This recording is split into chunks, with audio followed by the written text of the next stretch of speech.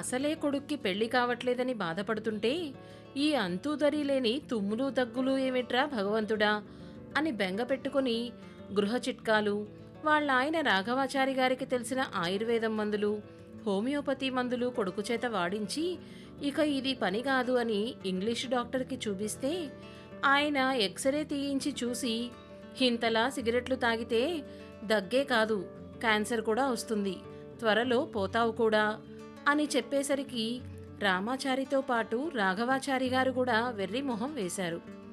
రాఘవాచారి గారు అనుమానంగా కొడుకు మొహంలోకి చూశారు కూడా. సిగరెట్లా?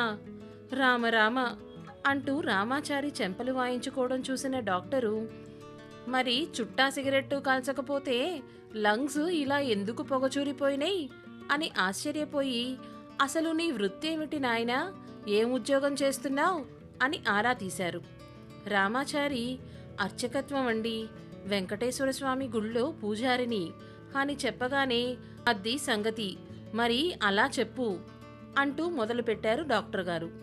ఇంతకీ అర్చకత్వం చేస్తున్న రామాచారి లంగ్స్ ఎందుకు పాడైపోయినాయి? పూర్తి వివరాలు తెలుసుకోవాలనుకుంటున్నారా?